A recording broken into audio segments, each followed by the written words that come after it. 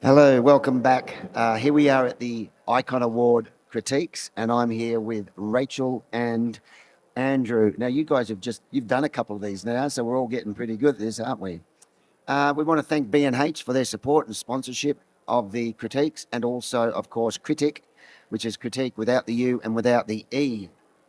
We're going to get straight into it. We're into the open creative in this section, and we're going to have a little look and have a look at a few pictures. We're going to break them down and tell you why these images didn't actually get an award. So everything we're looking at is 79 or below. You probably, if you've been watching some of these back home or even in the audience, you'll start to hear the speakers, especially some of us. Our voices are going because when it comes to images, there's just so much to talk about. So, guys, while my voice rests for just a little, I'm going to ask you to introduce yourself to our new audience, and then we'll get into some pictures. So I'll start with you, Rachel. My name is Rachel Owen. I have been a photographer for over 20 years now. My husband and I, our husband-wife team, is the only thing we've ever done. I'm a WPPI double master. What I'm mostly known for is green screen and composite photography. You're actually an icon double master. I'm Andrew Hiorth from Toronto, Canada. I operate a boudoir studio full time with my team. I've been photographing for 12 years now, and I am a newly appointed icon master. So, And that's a nice jacket, Andrew. thank you so much. I like that one. All right, let's get into it. Let's have a look at our first image, guys.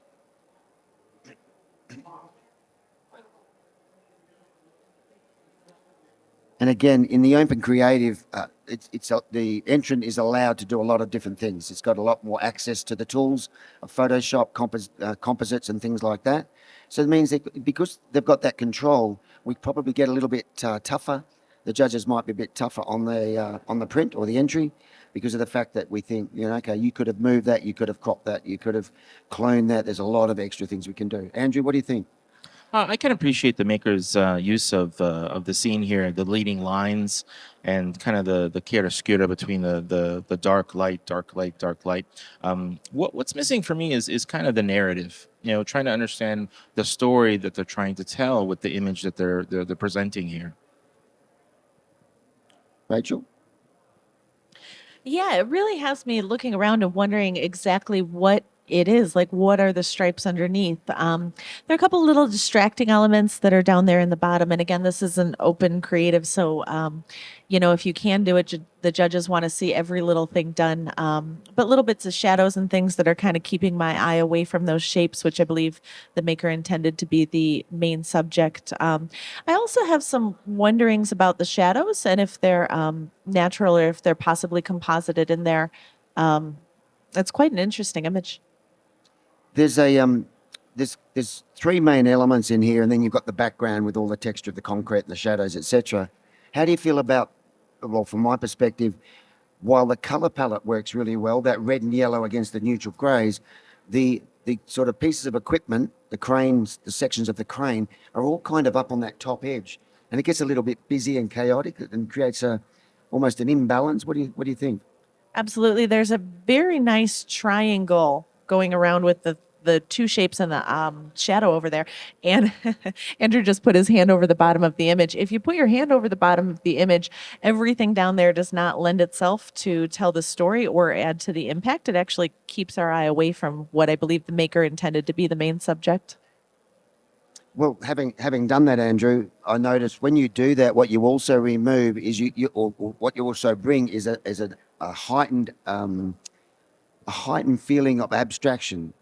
And given the shape of what we've got here, it's leaning towards abstract. By doing that, you go even further, which I think makes it stronger. Yep, I completely agree. And all I wanted to do is to see if we just kind of take away those distracting elements, it actually brings back the balance that you were referring to earlier, because it makes it less uncomfortable and seemingly more on purpose, to be able to do something like that. So in a category like this where you can virtually do anything, I think, back to the basics in such an open category and looking at the composition of your image. Yeah, beautiful. All right, let's have a look at another one.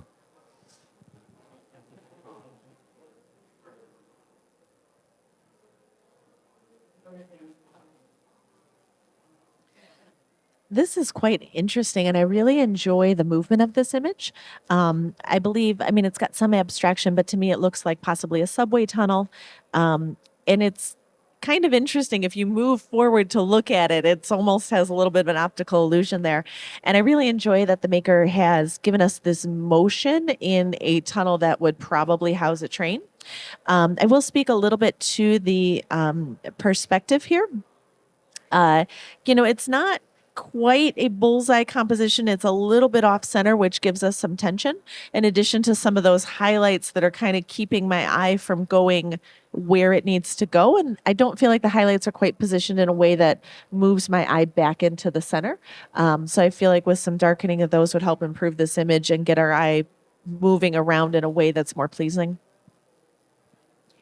Yeah, for me, looking at the composition of this, I mean, if we're going to go for something that has that bullseye kind of right in the middle and kind of breaking those rules of thirds, street photography is incredible in using the architecture and leading lines to draw yourself into a focal point. I'd be curious to see what this would look like cropped, to the main point on the left third, like to kind of draw us in more, almost like we're kind of in and around a bend. Again, when you're looking at stuff like this, especially with street photography, utilize those rules of composition and try different things, to get your different shapes and leading lines, kind of directing you to a different point. Yeah, I mean, cropping in that, obviously the area on the left is a little bit of a nothing. It's like a no man's land. So bringing it out allows us to focus on what's in the middle. But I also feel you could almost crop in all the way around, because um, the real the real strength of the image is in all that color, shape, pattern, and form that's at the very back of the image. But we feel like we've got so much distracting us on the outside, it's pulling us out. That white light on the top left is helping to pull the image apart a little bit. But I do feel like that black area on the left, whether you choose to offset the center of the tunnel or whether you choose to do it equally all the way around, I think you'll end up with a more impactful image. But I do enjoy the way that the color of this has been used. And obviously, it's an extreme example of leading lines, because no matter how you approach this image, you end up going to the back. I'd like to see some of the lights right at the back, maybe just given a bit of help so that we have got something that pulls us all the way through. Because at the moment, when we look at this image, we kind of start going into it, and that blue, the bottom right red, and the white kind of hold us in the middle. And it'd feel better if we went all the way in. So Yeah. Yeah, absolutely, Tony. And it's so interesting with the leading lines coming down there, and the ones on the camera top right are so precise. I would encourage this maker, because it is an open creative category and you could do anything. If they were to take half of it, flip it and mirror it, what kind of image would you have then? And would that have been closer to what they were going for? and you were telling me you didn't know much about landscapes. Well done. All right, let's have a look at another one.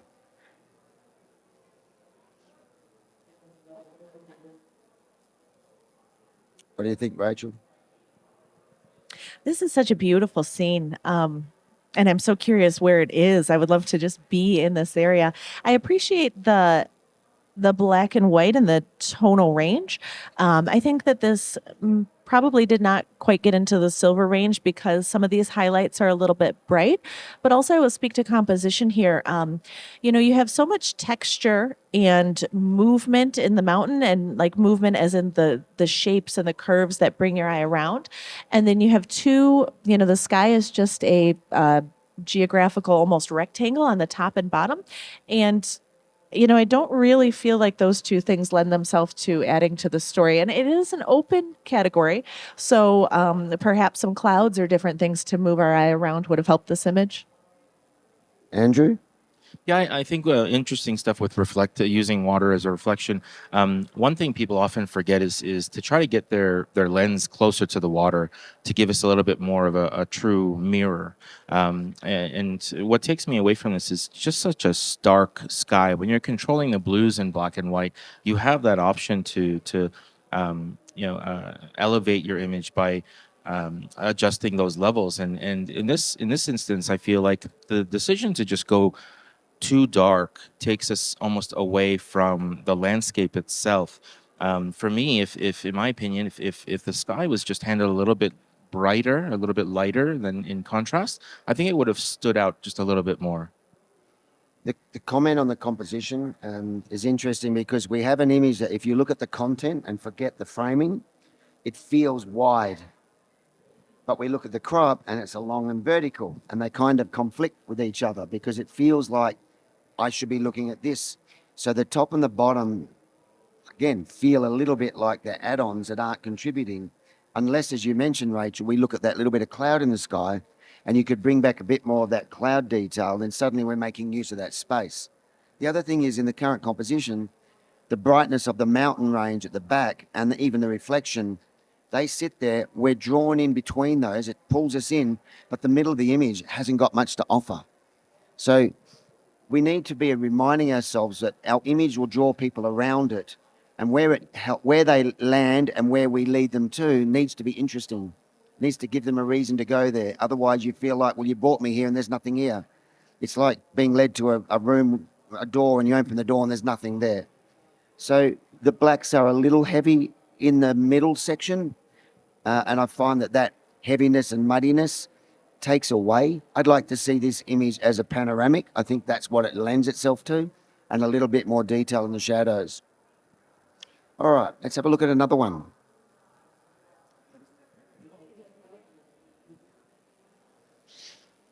And again, this is the open creative. So there's a lot that can be done, a lot of things and a lot of tools that you can access. If you go to the iconawards.com and just check out the rules on all the competition, you'll see all the different categories, all the different divisions, ranging from in-camera artistry, where you're pretty much limited to what you can capture in a raw file, all the way through to the open and the creative categories, where there's a lot more that you can do with an image. But let's see what our judges think of this one.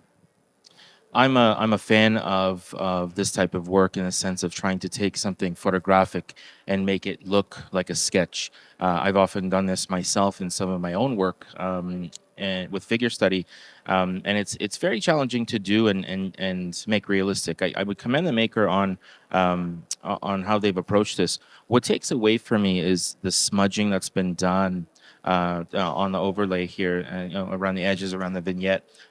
It almost gives it kind of like an over-processed type of feel, and something that is so tack sharp everywhere else.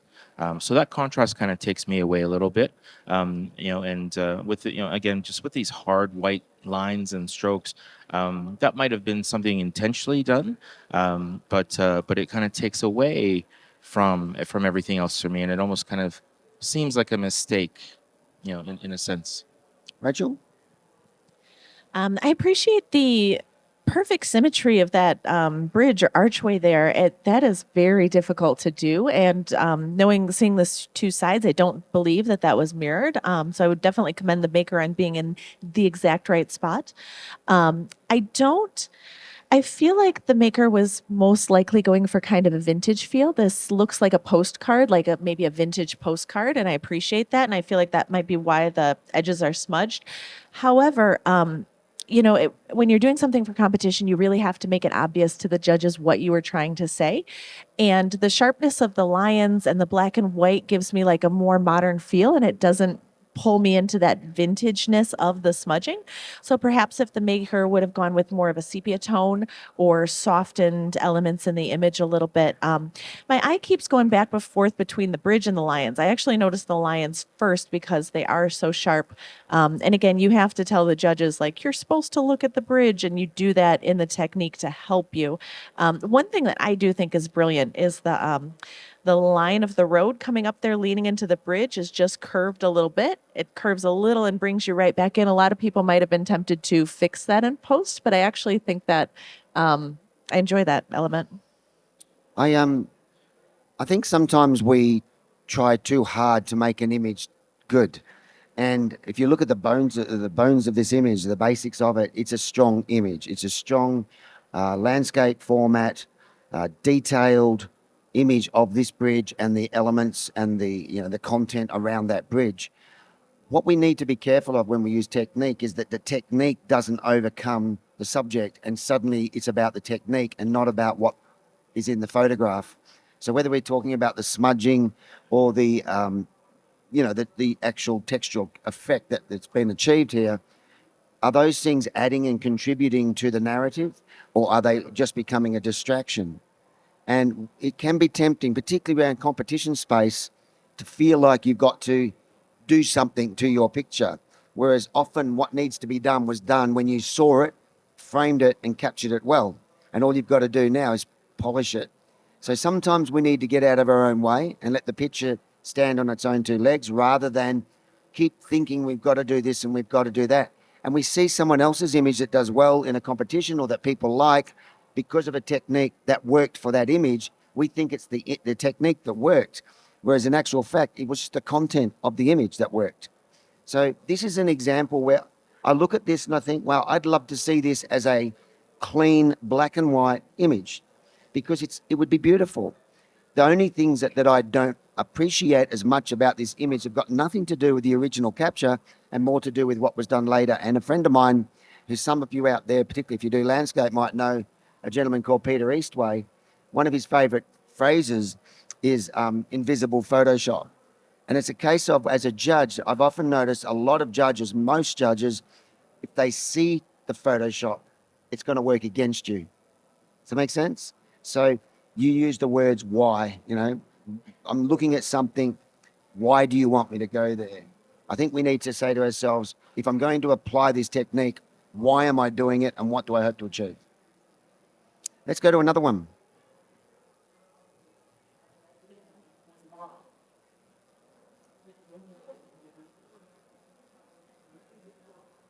I bet that wasn't Cinderella's. Yeah, this is quite interesting. It definitely has that Cinderella reference. Um, I feel like the two shoes, like the glass shoe and the actual shoe, and some of the places where they hit in the art world, those are called tangencies. You can see where so I feel like this is supposed to be a whimsical image and give us a sense of like peace, and especially with the blue in the shoe. But you can see where the line of that shoe hits into the glass, where it's curving there. That gives me a sense of tension, where if the maker would have just chosen a little bit of a lower angle and possibly where those shoes would have collided in a way that gives us a feeling of the whimsy of this image, it gives me a little bit of tension. And also, this is an open creative category, so Photoshop it till it wins, I guess. Um, there are some seams in there that in the background, like those horizontal lines, are keeping my eye from moving. We've got these beautiful soft shapes, and with a little bit of different composition, our eyes could have just moved around this beautifully. So I appreciate the storytelling here. I mean, everybody looks at this and thinks Cinderella, which is hard to do for the maker. So definitely keep going. Just work on that composition a bit. Thanks, Rachel. Andrew? Yeah, I'll comment on further on the intersecting lines of the shoes. You have the ability to walk around. When you place something, you may see it one way, but if you can just take a step back and just walk around your set, walk around your scene, and see if you can see something from a different perspective that might be a little bit more complementary to each other. And again, with being in a category where you can do anything, I'm seeing the reflection of the grid and the softbox in the image, which kind of takes me away from the illusion. You've kind of shattered the mirror and show me how you did it, and now it becomes less interesting because of that. Yeah, I've always liked to think of when you use Photoshop or Lightroom or any other software to edit your images, it's a good idea to separate your thinking into corrective edits and creative edits. And when you do that, you can kind of look at it and go, right, in the first instance, I'm going to do some corrections. So I'm not trying to change what I've taken. I just want to make sure it's as good as it could have been if everything went well. Now that I've done that, now I might think about some creative edits, but if I don't apply any creative edits, the image still works. Whereas I think we sometimes get caught up in Photoshop has its own verb, if you like. And something like this, as you said, Rachel, there's a few things in there that could have been tidied up. We've got hints of detail in the bottom of the image, but the top is almost pure black. So there's a little bit of an imbalance. We feel like the image is bottom heavy. And I love what you said, Andrew, about moving around and, like Rachel mentioned, getting lower. You said move around. When you work with two objects, the whole image is about how do they relate to each other. So if you're not going to move them, you move and you find how the best relation or how you can best portray the relationship. You find the harmony. Yeah. All right, let's have a look at another one.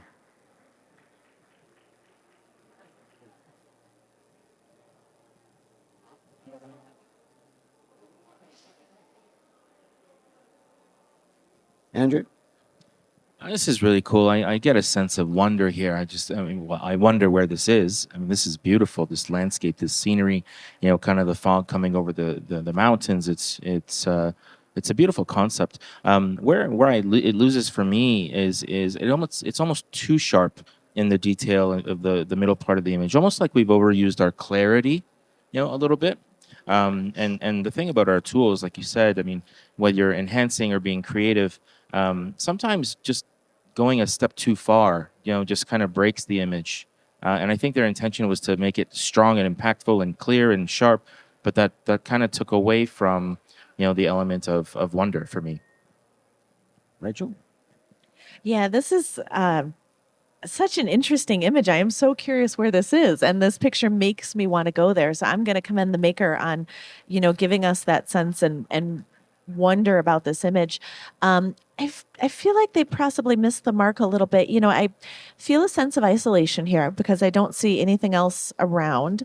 And then I feel like this building is really big, but then I see the mountains in the background and I just feel this like grandeur and isolation. But the way this image is cropped, I don't think it quite has done that justice. I wonder if the maker possibly would have taken a lower angle and used a longer lens to really push those mountains big and compress them back behind that building, and just cropped in on the building, because right now I'm not sure, like, is the building the subject? Is it the building and the trees and the mountains? And I don't think that we really want the viewer to wonder those things.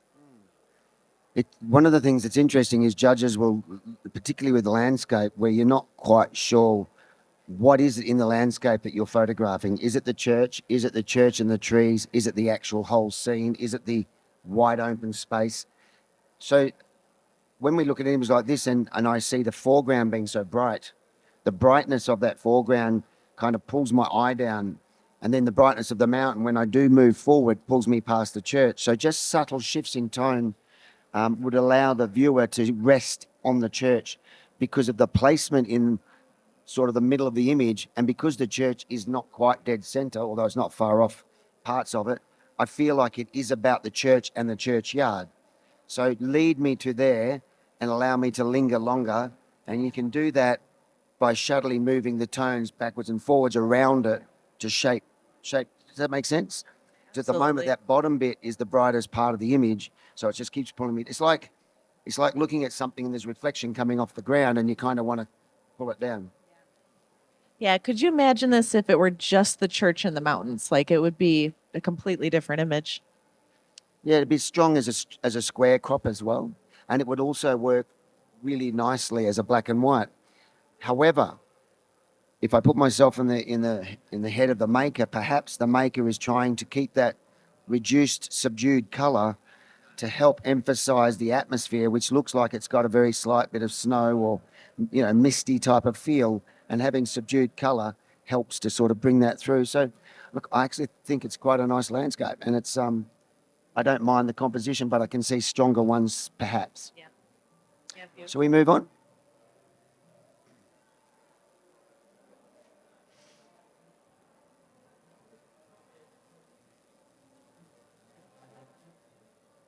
Andrew?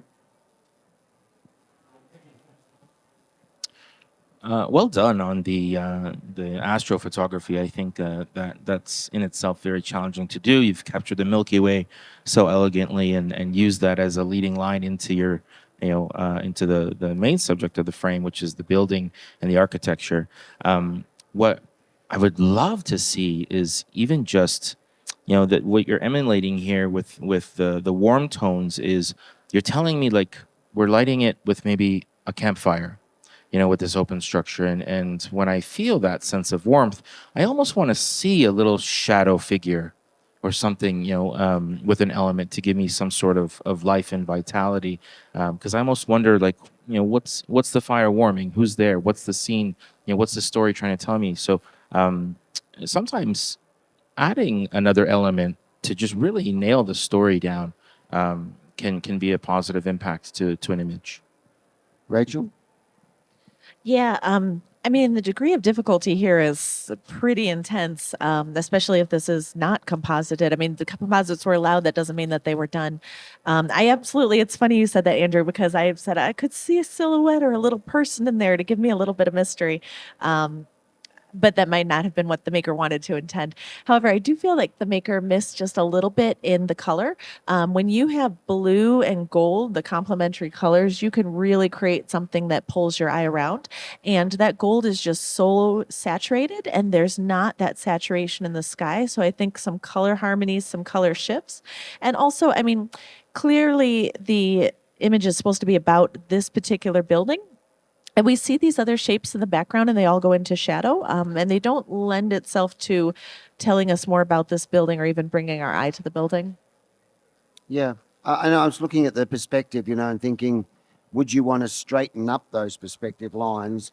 But I feel like perhaps if you did, you'd lose a sense of grandeur, because this is a homage to the sky almost. And, I agree with the person would add scale as much as mystery, but we've also got a narrative here that those stars have been out there for billions of years and these buildings come and go sort of thing. So there's a little bit of a subtle storyline, but perhaps just watch your editing, bring out, even though don't mind silhouettes, we don't mind dark shadows, it just feels like there's not quite enough information to help us understand what your intent was as the maker. All right, let's have a look at another one. There you go, Rachel. That's not a landscape. Well, it could be in a way. Yeah, absolutely. I enjoy this image. I mean, what a cool way to portray somebody's ring. And I would really be curious, like, whose ring was it, and was this plant significant to them? Um, I feel like with some vignetting and some plays of light, we could have helped our eyes circle around this image even more. And again, like what you were saying before, Andrew, like move around. We've got these beautiful feminine shapes. It seems to be a woman's ring. So like I feel like we could emulate that a little bit more, and possibly, this is almost a bullseye composite or composition, but not quite. So I wonder if you had pushed the ring to the side and let those petals go soft in the background and kind of be those feminine shapes, almost emulating the shapes of the ring, could possibly improve this image. But as it is, I would say vignette and color with some highlight control would really make some improvements. Yeah, a really cool macro shot. Again, just look around your scene, kind of look at it from a different perspective. Also, watch the details. Like I see the reflection of the photographer in the bit of the shadow of the ring here. I can almost make out that's their camera bag and their So if I'm focused on those details, it takes me away from that diamond, which is their intention. So I would watch the highlights a little bit. I mean, oftentimes we can use some sort of scrim or a flag, something on location, even so much as a napkin or a Kleenex, to kind of help us manage those highlights. Small little tricks in the field when you're shooting weddings, but I mean, the thought's there. We're just kind of getting it into the next category, just looking at that refinement.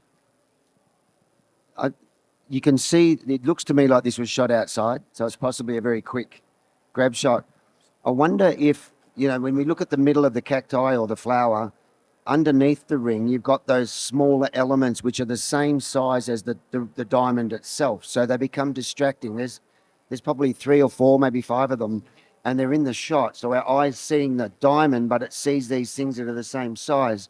If you got yourself a lower perspective, so those little central smaller pieces are not in the image at all, and you're shooting across the bigger ones, now the diamond stands alone as that only thing of that size. The image is also feels a little flat.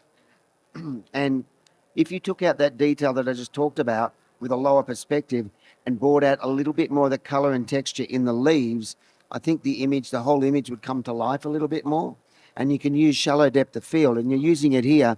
But by getting low, the background leaves would drop right out, and you'd have a few hints of some shapes that would allow this image, I think, to be a stronger intent about the jewel or the jewelry, and less about the detail of the flower.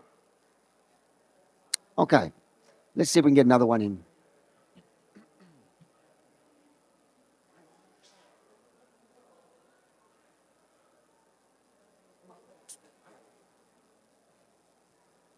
Rachel? Andrew? Yeah, I appreciate the black and white and the high contrast of this image.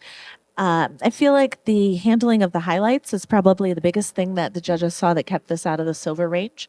Those highlights go bright to a point where you lose all the detail. That's called blowing out the highlights. And we want to see that tonal range throughout. And I also think possibly some cropping. You know, the bottom part, we can see that it says no par, probably no parking. But it gives us this sense of tension. And then when you look to the other side of the image is this bright white light sky, which doesn't give me a sense of tension. So I feel like with some cropping, the maker could have really given us a sense of like tension and grit in this image. But they just kind of missed the mark a little bit. Although I appreciate the black and white nature, interesting location worthy of photographing. I can appreciate the grunge kind of style here, and I can see it's intentional with, you know, with the what looks like to be some film grain or something in the top left of the frame. You kind of, and we mentioned this before, but you gotta watch your horizontal and your vertical lines.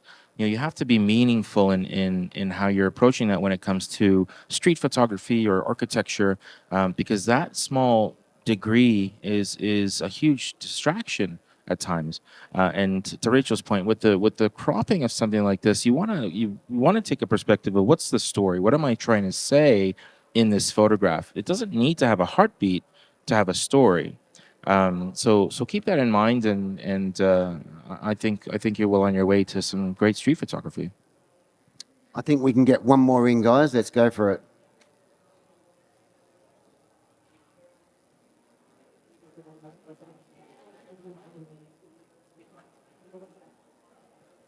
I'm gonna kick this off because I think this is more of Rachel's wheelhouse. Um, I get such a sense of wonder. To me, this is, you know, Superman's fortress of solitude, and what he wakes up to. You know, that's his morning window. You know, like I love this. I love the perspective of this. I love everything about it. I lose the reality of the background. And I'll let Rachel speak to the technique. But for me, I feel like what I'm seeing out there isn't real. Everything in front of me seems so realistic and well done. But then when I get to looking at the outside, it's almost like it's gone painterly, and it takes away from how crisp and sharp everything is inside. Yeah, I love the ice things. And I really enjoy the color palette on this image. And I would encourage the maker to take this back and rework it. I can tell that it's a composite, and there's several things that will give us. If you look at the top part of the image, there's two pieces of ice from the left and the right, and they come together. And you can see a little bit of like dodging there, but also that's not quite as sharp as the rest of the image. So that's telling us that it's a composite. When you look at the way the light is, so the sunset, it's also very sharp, which realistically in this image that would have more of a blurred out background. And also with that being as warm as it is, it would cast a bit of warm light on the ice as it comes forward. So it would go from warm to cool if it were more realistic. And then some of the lighting is inconsistent. So if you look at the top, it looks like there's a hole there. You can see that the light is coming in from the left. But when you go down to the bottom, in the bottom camera left of the image, you're going to see that real bright light highlight where it was actually lit from the top, where what the maker is telling us, this with the sun in the background, this would have been lit from the front coming back. So there's some inconsistencies, but I think the maker is really onto something here, and I would love to see them rework the composite in a bit more realistic way. Thanks, guys. That's great. I think we'll call it there. We've added in a couple extras. That's the open creative category, and again, with that category, people can do a lot more in terms of a competition space.